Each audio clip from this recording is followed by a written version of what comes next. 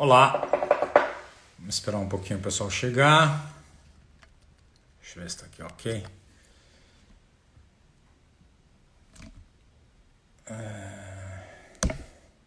eu ver se fica melhor assim. Bom, acho que tá. Esperar um pouquinho algumas pessoas chegarem. Boa noite. Vamos ver. Hey, Dr. Regis. Essa situação aqui é muito engraçada. Vamos lá. Bom, André. Bom, vamos lá. Vamos começar então. Eu acho que já dá, né? Porque já tem um pouco de gente aí. Boa tarde, Rojas. André. É muito engraçado estabelecer um diálogo sem ver as pessoas e se vendo, né? Eu já falei sobre isso. E além de tudo, ainda fico vendo um monte de gente entrando com mensagenzinhas, então é estranho. Mas a gente vai se acostumando. Eu queria pegar primeiro falando um pouquinho de uma coisa que me perguntaram. Um minutinho, só que eu vou ligar uma luz aqui para depois a gente poder ver o livro. Aí, pronto.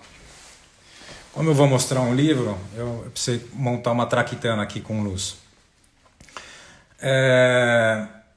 Semana passada, na quarta-feira passada, quando eu fiz a apresentação, algumas pessoas escreveram, depois eu olhei com calma, algumas pessoas escreveram querendo que eu falasse no Zoom, né, no aplicativo Zoom, porque assim as pessoas poderiam me ver e eu poderia ver as pessoas. Mas aí isso me chamou a atenção, eu refleti um pouquinho sobre isso e eu acho que a questão fundamental é a seguinte: isso aqui não é para ser um curso, uma palestra organizada, com um pensamento organizado, com uma sequência muito bem elaborada e pensada para vocês. Isso aqui é mais um campo de troca, de bate-papo. E eu acho que eu vou seguir comecei a seguir um pouco o que o Sérgio Fingerman, meu amigo, e que faz lives todo dia às 9 horas da noite, acho que vocês têm que ver.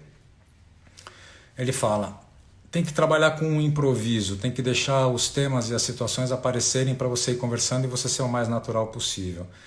Se a gente vai para uma ferramenta que nem a Zoom, isso vira uma palestra, isso vira uma discussão que tem que ter um início, meio e fim, que tem que ser organizada, elaborado no pensamento, na sequência, e não é isso que eu estou fazendo aqui. Eu já dou muita aula por essas ferramentas, eu tenho 4 grupos de estudo e eu não consigo e não quero ter mais uma plataforma para fazer esse tipo de coisa. Então, a ideia é que a gente tenha essa informalidade, que eu posso errar porque eu fiz uma traquitana errada, apertei o botão errado, que as coisas aconteçam de uma forma muito mais tranquila e leve.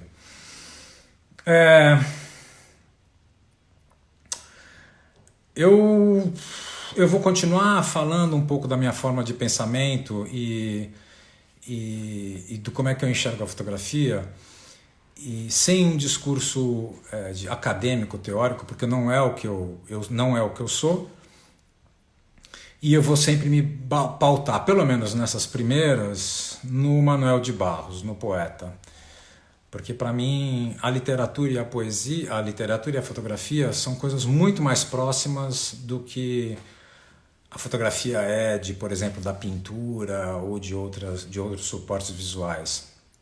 E eu vou explicar um pouquinho depois, um pouquinho mais para frente sobre isso. Então eu vou começar nosso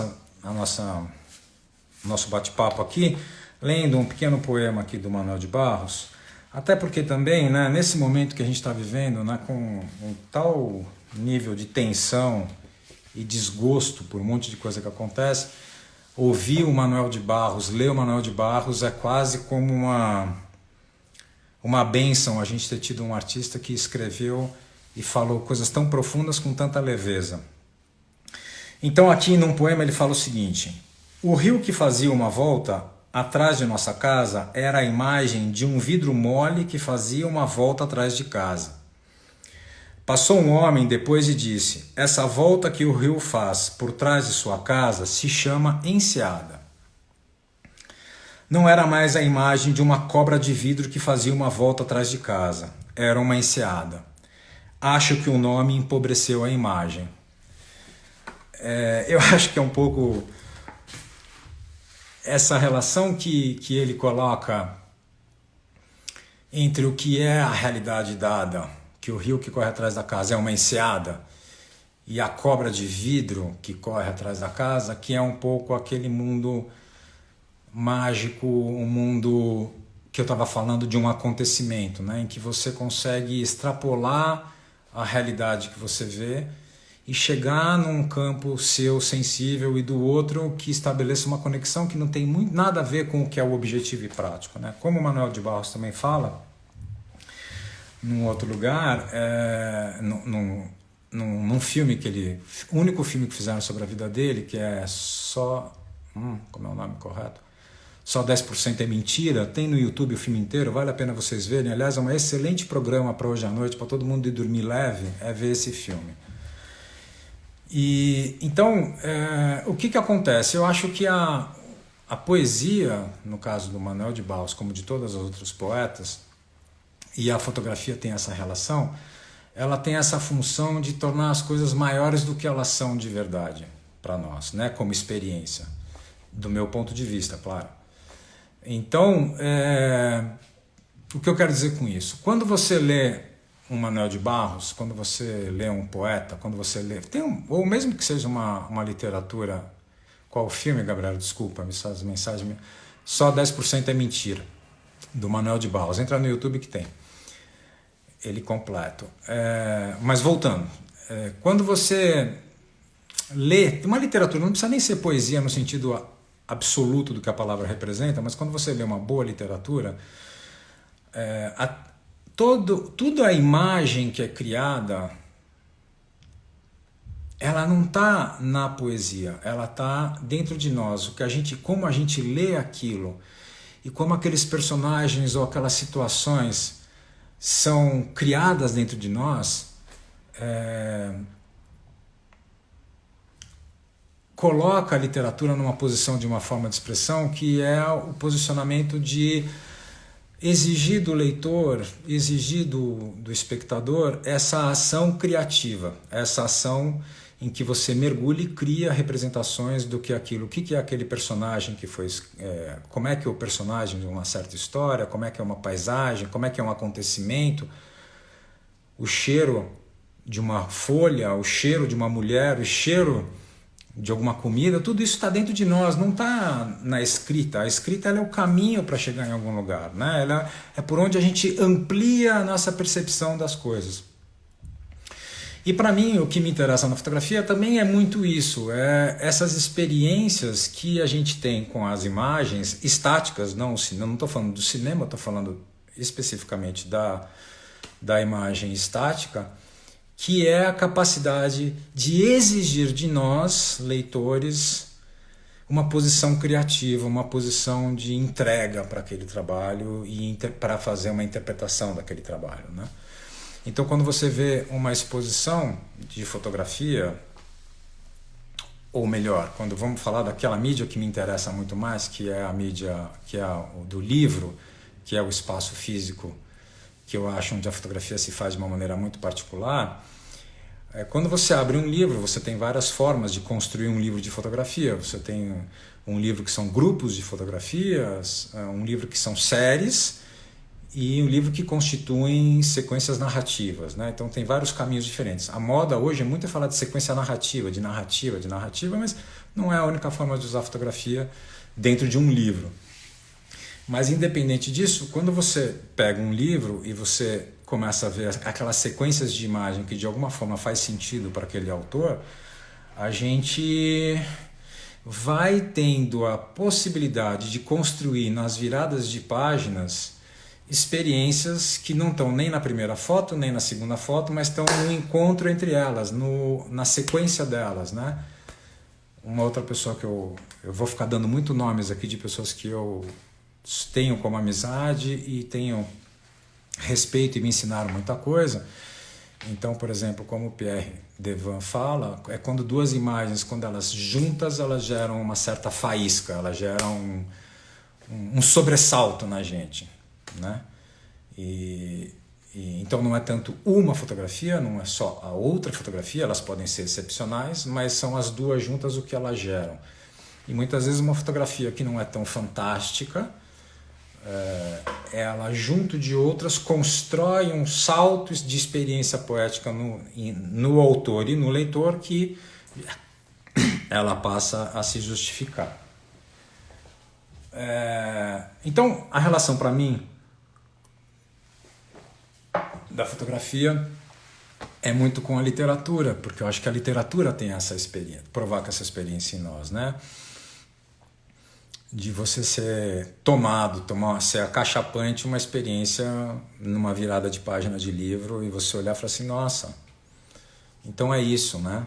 Aquela cadeira não é só uma cadeira, ela representa isso ou representa aquilo, quer dizer, é uma expansão do mundo.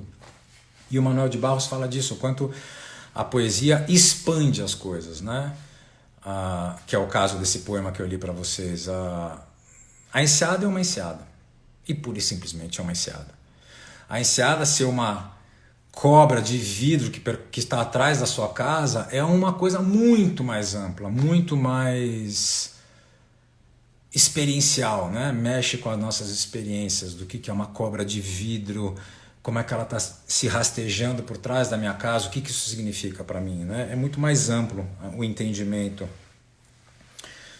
E eu acho que no meu caminho com a fotografia sempre busquei isso e busco isso tanto nos trabalhos dos fotógrafos que eu vejo quanto no que eu faço, no que eu tento fazer.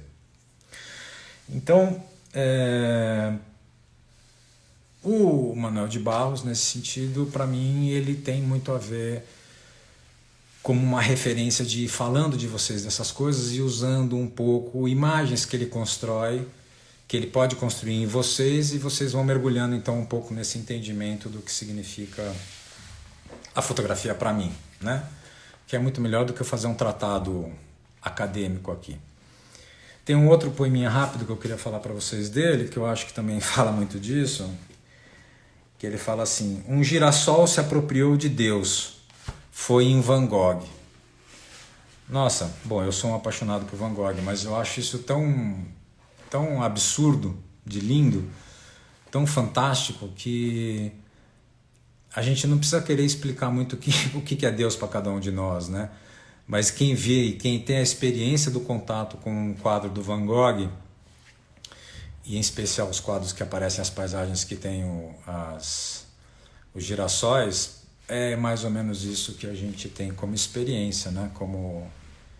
É isso, é uma apropriação mesmo, né? Deus se apropriou de alguma coisa, foi em Van Gogh mesmo, quando o girassol se apropria. É muito bonito isso, né? Bom, aí semana passada, quarta-feira eu fui fazer uma mudança de câmera aqui, errei, acabou caindo a live e eu queria mostrar o trabalho da Claude Bateau.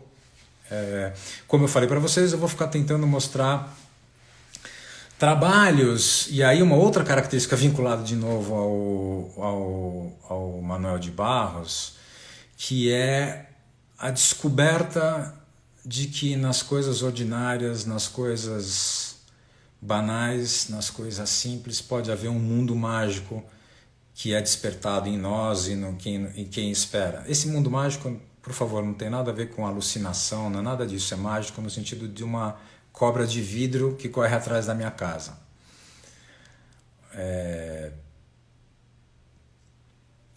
Eu perdi o fio da meada, mas vamos lá. A Claude Bateau, então eu ia mostrar o trabalho da Claude Bateau, e todos os trabalhos que eu vou tentar mostrar aqui, pelo menos uns primeiros aqui, até que isso mude de ideia,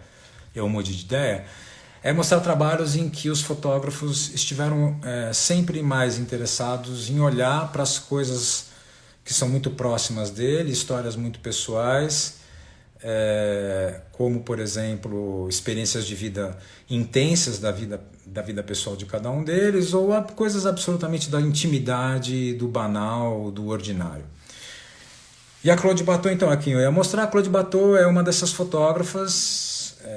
Eu conheci o trabalho da Claude quando eu fui na casa do Pierre Devoe e da Fabiana Figueiredo na França, e lá tem uma foto dela na parede, e conversando com o Pierre, falei: nossa, que foto é essa, de quem que é? E ele me mostrou esse livro que eu vou mostrar para vocês, que é a Claude Bateau. Claude Bateau nasceu em 1935 na França. Ela se formou em 1956 na Escola Nacional de Artes. especificamente em fotografia, mas ela estudou artes plásticas em geral e ela também era pintora, ela pintava também, só que ela nunca usou a pintura como uma forma de manifestação artística mais eficaz e mais eficiente, mas ela pintou muito até 1977 e era fotógrafa também nesse período todo. E ela morreu em 1981, aos 46 anos de idade, de um câncer. Ela trabalhou na Biblioteca Nacional, ela casa com um fotógrafo chamado John Bateau. Ela vai ter 2 filhas, uma das filhas dela, a Delphine Bateau, foi a ministra, acho que foi a ministra de Ecologia do governo do primeiro-ministro anterior na França, que me fugiu o nome totalmente. Todo mundo que me conhece sabe que eu sou péssimo com nomes e com datas. E aí a Claude, ela passou boa parte da vida dela fotografando e vivendo muito o ambiente da casa dela. Ela tinha 2 filhas, ela praticamente que cuidava da casa e cuidava das filhas, então ela passou a vida muito dentro de casa e experienciando esse cotidiano de cuidar das coisas, de cuidar das filhas, de cuidar da casa, de fazer comida, bom, enfim, uma vida mais caseira. Mas ela fotografava, né? E aí, o que ela fotografava? Ela fotografou muito as filhas, ela nunca fotografou o marido, e o marido nunca a fotografou. Isso é um dado muito interessante, muito curioso, não entendo muito bem o porquê disso. O John, no livro, dá uma entrevista, mas não explica o porquê efetivamente disso. E ela fotografava as coisas ordinárias, banais da vida dela. E ela, então, eu vou começar a mostrar, esse é o livro, eu acho que dá para ver, né? Não está perfeito, mas dá para ver. É um livro publicado em 1982 e ele foi editado pelo marido dela. Bom, se vocês forem olhar o trabalho dela, vocês vão perceber, né? A gente vai olhando juntos. Eu vou aqui fazer a abertura aqui do negócio. Vou segurar aqui para vocês verem. Dá para ver bem aí? Acho que dá, né? Eu queria tirar um pouquinho essas mensagens aqui de cima, mas eu vou colocar o livro um pouquinho mais para cima. Então, se vocês olham essa imagem, ela é uma imagem belíssima, né? Ó, tá vendo? Que é nada mais do que uma luz entrando por uma janela de um banheiro. Você tem uma banheira, você tem a cortina da banheira e você tem aqui embaixo essa cadeira com essa luz luminosa, maravilhosa aí nessa banheira. Bom, se a gente vai olhando um pouco as fotografias da Claude, a gente vai entendendo, primeiro, a influência da pintura dela, né? O quanto ela é rigorosa na estrutura formal, naquilo que ela quer buscar, o quanto ela estudou profundamente a luz da casa dela. Se a gente vai continuar olhando aqui, eu vou dar uma puladinha, a gente vai ver a mesma banheira, num quase ângulo exatamente igual, só que ao invés da cadeira e da cortina como estava antes, né, essa banheira ela se apresenta ao fundo, com o azulejo ao fundo, e em cima, numa beira muito próxima de um despencar, ali tem uma esponja que a gente não sabe se vai cair, se não vai cair, ela está ali nesse limite. É muito interessante quando eu falo dessa questão dessas construções e que as imagens vão sendo feitas dentro de um livro e as magias que vão sendo criadas. Então o John colocou essa foto do lado dessa outra fotografia aqui, que é um vaso de flores em cima de uma mesa com uma toalha ordinária, simples, uma mesa de quem usa, não uma mesa de quem vai para uma revista de decoração. Aí a gente tem aquela primeira foto da banheira lá atrás, a gente tem essa foto da banheira aqui. Na sequência, a gente tem essa outra foto da banheira, em que aqui ela já começa a construir uma relação, ela vai construindo camadas, né? Porque agora tem uma metalinguagem. A gente vê a banheira, a gente vê a esponja e a gente vê a foto da esponja colocada uma em dois layers diferentes, né? Em dois planos diferentes. E ao lado dessa foto da esponja tem uma foto que a gente não sabe o que tem dentro, né? Porque a foto ficou no papel na hora de secar, ela enrugou, fez esse movimento todo, e aí a gente vê todas as formas orgânicas da foto coberta, da foto semicoberta, que tem essa esponja, quase como se estivesse sendo descortinada, né? Quase como se essa foto estivesse sendo aberta, né? Aqui, assim, como se a gente estivesse abrindo essa foto aqui para poder ver. Mas o que é para ser visto? Aquilo que está já ali colocado, né? Nada mais, nada menos do que a própria esponja. Objetos ordinários, situações absolutamente ordinárias, um estudo profundo da luz, a repetição da busca dessa luz nesse canto do banheiro, com essas formas, a organicidade, né? Se você vai vendo a sombra que vai sendo criada na banheira, que são as mesmas curvas dos papéis, realmente é um trabalho primoroso, né? E a gente vai chegando nessa foto depois de já ter visto outras duas fotos dentro do livro com essa mesma banheira, né? E aí, por fim, nessa sequência, a gente chega nessa imagem, que é a imagem que estava na parede do Pierre, que é a imagem de uma trouxa de roupas indo para a máquina de lavar, saindo da máquina de lavar, em alguma coisa desse tipo. Normalmente as casas na Europa, né, a máquina de lavar, por causa dos espaços físicos, as máquinas de lavar são no banheiro, enfim. E aí você vê uma simplicidade total, um desarranjo total, uma roupa, mas se a gente começa a olhar com atenção, essa imagem em mim, ela parece que eu posso ficar vendo realmente essa imagem durante muito e muito tempo, e eu vou vendo cada vez coisas diferentes e coisas diferentes, uma mais sofisticada que a outra, e esse ordinário tão bonito, tão vistoso, né? Tão maravilhoso. Eu até chego aqui a imaginar um pouco, começo a olhar para essa imagem, começo a ver a cabeça de uma mulher com os cabelos com tranças, tem com tecido, e é tudo muito simples e muito ordinário. Não vou mostrar o livro inteiro, vou mostrar mais alguma coisinha aqui para vocês, mas o livro inteiro é isso, é essa poesia. Aqui, por exemplo, a gente vê uma das filhas. Aqui ao fundo a gente vê um quadro, né, de natureza morta, e a gente vê essa maravilha de fundo, que são essas vassouras, esse brinquedo pendurado, a parede gasta.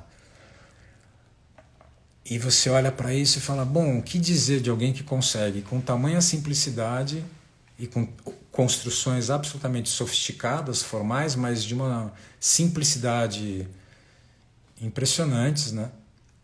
Retratar o que é a sua vida e qual é o território dela, né? Ela buscou na casa dela, nas coisas cotidianas dela, o território de pesquisa visual dela e o que ela pretendia expressar e contar para nós e falar não da vida dela especificamente, porque não é a vida dela que ela está tratando, é de alguma coisa que está muito além da vida dela. Ela está falando de um outro lugar, né? Quer dizer, que território é esse, né? É do exótico, é do espetacular, é o que faz a gente encontrar lugares maravilhosos, exuberantes, e só aí que a tua fotografia pode aparecer, ou a nossa fotografia pode ser também construção dessas coisas ordinárias que ganham significado e potência. E num momento como esse nosso, né? Ou, por exemplo, essa foto que também é quase uma ofensa para mim, de tão maravilhosa que ela é, né? Que é um retrato de parede que tem um momento que a luz está entrando na casa e está ali explodindo um reflexo, que é o reflexo que cobre o rosto dessa pessoa, né? E isso é qualquer coisa também para mim. Eu não sei, eu acho que eu não tenho nem muitas palavras para falar. Aqui ela coloca uma legenda que é a foto do pai. Acho que essa legenda é tremenda, né? Quanta coisa que a gente pode pensar. Quem que era esse pai? Qual foi a relação que ela teve com esse pai? O que essa luz cobrindo o rosto desse pai significa? É muito maravilhoso isso. Aqui é o olhar dela para fora, para o mundo no entorno dela, né? Da casa dela, ela levantava cedo, então o que é essa foto também, né? Ou, por exemplo, essa foto aqui do lado, que é a mesma janela, mas em um pequeno cantinho aqui a gente vê, o vidro está todo embaçado, mas a gente vê num cantinho um lugar que está sem embaçado, né? E a gente vê duas árvores lá ao fundo. Que é isso, né? E isso tudo é a casa dela, isso tudo é o lugar onde ela vivia, as coisas que ela via. E a gente percebe claramente, deixa eu mostrar mais uma coisa para vocês, essa exploração do cotidiano, do banal. Não dá para ver o livro inteiro, nem quero mostrar o livro inteiro, mas, por exemplo, eu acho isso aqui. Esse objeto aqui parece uma coifa com uma chaleira de metal em cima desse fogão.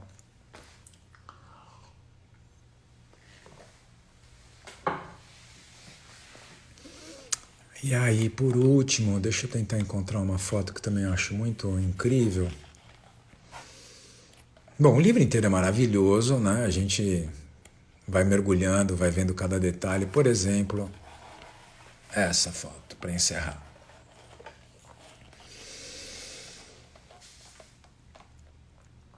É uma pia que tem ali um monte de batatas, né, e que a torneira está aberta, que ela está lavando batatas, provavelmente preparando alguma refeição. E a luz que entra e a gente vê essa pia desse jeito. E para encerrar, deixa eu ver se tem mais alguma coisa aqui. Ou, por exemplo, nada mais do que um belo pedaço de pão. Aí o trabalho dela, é claro que como é que eu vejo a pintura nisso? Porque eu acho que o estudo de luz que ela teve dessa casa, quanto ela conheceu e estudou minuciosamente cada canto dessa casa, a luz que ela usou em todos os momentos, me lembra muito, por exemplo, o trabalho de um pintor, do Morandi, que para mim foi um pintor que eu descobri através de um amigo. E o Morandi também passou boa parte do seu tempo dentro de um ateliê, do ateliê da casa dele, ou fazendo pequenas explorações num círculo muito, muito restrito, né? Um círculo geográfico no entorno do ateliê dele muito restrito. E ele insistiu à exaustão pintar sempre algumas coisas muito simples, como uma sequência de garrafas, né? Naturezas mortas, garrafas, pratos, copos, xícaras, canecas, e aquilo passa a vida inteira ele explorando aquilo. Bom, enfim. Então, para mim, tentando agora retomar um pouco, né? Só para encerrar, deixa eu só mostrar aqui para vocês o livro. A capa, se vocês não perceberam, que aqui a capa é uma outra foto daquela banheira. A foto da banheira agora aqui está esticada, e do lado de cá não dá muito bem para ver. Deixa eu colocar mais perto para vocês verem, ó. Tá vendo? É uma fotografia de uma paisagem que está secando de cabeça para baixo. Bom, então vamos agora voltar aqui para mim.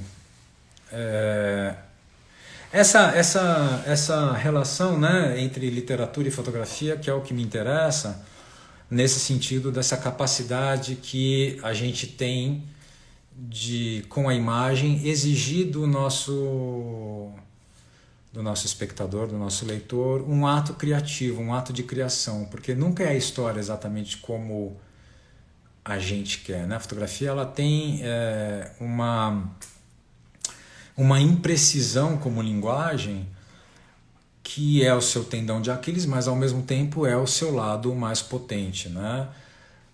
Que é permitir e exigir que alguma coisa complemente o que ela tem como proposta. Eu não acho muito, não acredito muito na fotografia única. Aliás, eu não acredito em artista que fez uma obra e, né? Eu acho que ser artista é um processo de vida, é um processo que exige mergulho profundo e constante durante a vida inteira e a gente pode avaliar o trabalho de um artista não por uma obra, a gente vai avaliar o trabalho de um artista pelo conjunto de obras que ele criou e que constroem em nós um certo território que é dele, que é específico dele, que a gente identifica isso nele. E eu acho que a fotografia, ela, parodiando um outro grande artista que eu admiro muito, que é o Bernard Plossou, eu não sou da turma da fotografia única, instantânea, do famoso momento decisivo, que eu respeito quem gosta, que eu respeito quem fez, admiro quem fez e tudo, mas não é o meu caso, não é o que eu acredito mais com a fotografia. Eu acho que a fotografia ela é muito mais uma sequência de momentos não decisivos que se tornam mágicos, porque assim o autor soube construir em nós uma experiência, um acontecimento que nos leva para esse momento, né? Então, por isso da necessidade de ter um corpo fotográfico, um corpo de imagens que constroem essa experiência em nós, né?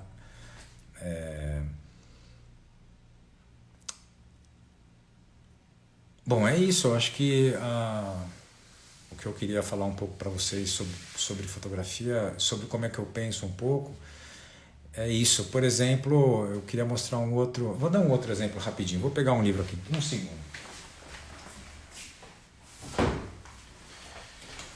Esse livro que eu vou mostrar... Essa sequência de imagens que eu vou mostrar para vocês, ela é de um livro do Robert Frank, de um livro... Peraí, deixa eu só achar aqui, aí eu já coloco ali para a gente ver, a gente inverte a tela e vocês vão ver o que eu estou querendo aqui. É um livro chamado Household Inventory Record. É esse livro aqui, ó.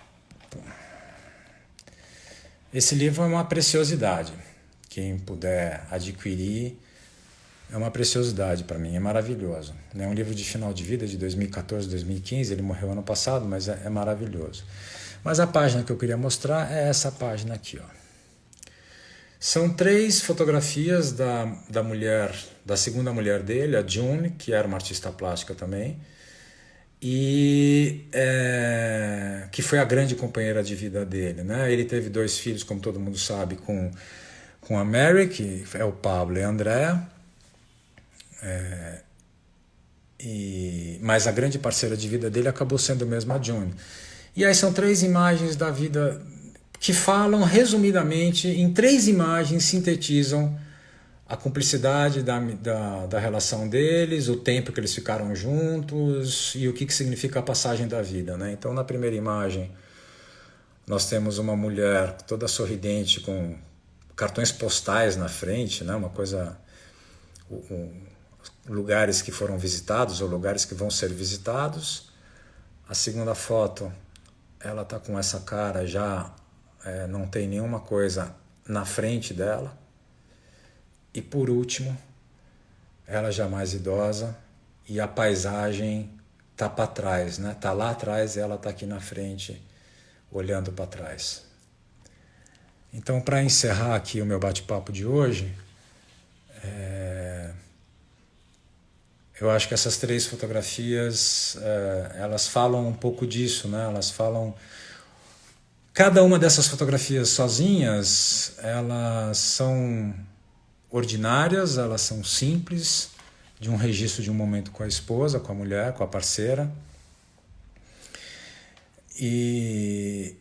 Mas na hora que ele junta as 3 fotografias, nossa, para mim pelo menos a história vai muito além de 3 pequenos registros de momentos com a esposa, coisas simples, e ganha uma dimensão da paisagem da vida, da passagem da vida, do quando a gente é jovem, o que tem pelo futuro, quando a gente está mais idoso, tudo que ficou para trás. Quer dizer, tem um monte de discursos que são absolutamente fantásticos, né?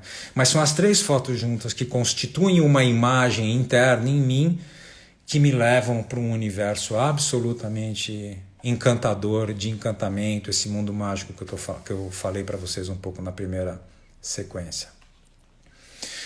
Então, como eu havia dito para vocês também, isso aqui não é uma palestra, isso aqui não é um curso, isso aqui é um bate-papo, e eu preciso ter um pouco de prazer e um pouco de curtição em estar fazendo isso para eu poder continuar fazendo, né? Então, eu gostei. Então, eu acho que eu vou continuar. Então, a gente vai se ver na quarta-feira, às 8 horas da noite. Eu vou dar uma passada rápida aqui para ver o que as pessoas estão falando.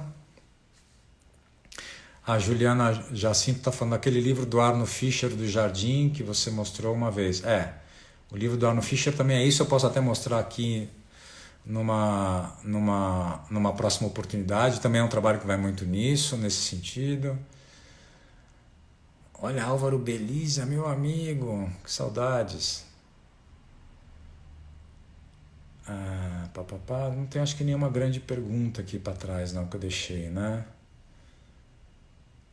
Acho que não. Bom, o que mais aqui? Deixa eu ver se tem alguma coisinha. Acho que não. Acho que não. Que lugar, né? Que lugar dentro dela? Do Fernando Mussari está falando isso, né? O que é esse lugar da onde ela fotografa, né? Eu também. Você está falando da Claude Bateau, né? Eu também acho. Eu acho isso. E é interessante porque isso foi feito na década de 80 e a gente está aqui nesse momento tão particular, né? Tão incrível do mundo, com tantas potencialidades para coisas boas, para coisas ruins. A gente não sabe o que vai acontecer, mas como a gente lida com isso, né? Talvez aprender a lidar mais com as insignificâncias da vida e viver melhor essas insignificâncias talvez seja um caminho de aprendizado para muita gente, né? Um pouco baixar os egos, baixarem um pouco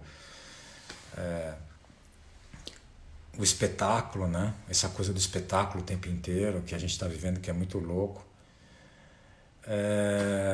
Mas também perguntaram do filme do Manuel de Barros, 10% é mentira, YouTube, o filme completo, vocês vão amar ver esse filme hoje de noite. Sentar e relaxar curtindo vendo o filme, porque realmente ele é fantástico. E ao mesmo tempo, né, falando um pouco desse momento que a gente vive, pensar um pouco como é que a gente faz como ser autor para encontrar qual é o nosso território de pesquisa, o que realmente é relevante e importante para a gente, né? E aonde a gente vai encontrar esses momentos de acontecimentos. Eu acho que cada um tem essa oportunidade, né, de acalmar um pouco Peraí que alguém tem alguma perguntando aqui postumamente pelo marido, como você... voltando rápido a Bateau, foi editado postumamente pelo marido. Como você vê, então, o fato dela se realizar, ou se entender, ou seguir com suas buscas fotografando o ordinário? Cara, eu não entendi muito bem o que você quis saber, se você puder explicar, mas eu acho o seguinte, ela tem 2 outros livros publicados, um livro chamado Le Moment des Choses, que é o momento das coisas, que também é sobre a família dela, e ela tem um outro livro publicado que é sobre Giverny, né, o Jardim de Monet. Eu acho, nesse livro, na entrevista, o marido, John, fala claramente da cumplicidade que eles tinham juntos, eles trabalhavam muito juntos. Então, esse livro, apesar de ter sido editado por ele, eu acho que é um resumo deve ser um resumo, não sei porque a gente não conhece, eu não conheço o resto, né? de todo o trabalho dela. Se for pensar que ela morreu com 46 anos, Giverny, isso mesmo, Renan. 46 anos é muito pouco tempo, né? Ela se forma na faculdade com 21, considerando então que ela tem uma vida artística depois de formada de 25 anos, é muito pouco, né? É muito pouco. Então a gente não sabe qual é a imensidão do trabalho dela, mas para ele ter escolhido esse material e o livro ter saído tão imediatamente após a morte dela, porque ela morre em 81 e ele faz o livro em 82, esse material estava sendo editado e sendo trabalhado e sendo preparado para ser publicado de alguma maneira em algum momento, né? Eu não acredito que ele saiu correndo atrás do arquivo dela para construir tão rápido uma impressão sobre o que foi o trabalho dela. Então, acho que sobre o aspecto da autoria, que é o que talvez você estava querendo colocar, eu acho que é um livro que é a imagem, acredito eu que seja a imagem de quem ela realmente era, a busca dela, né?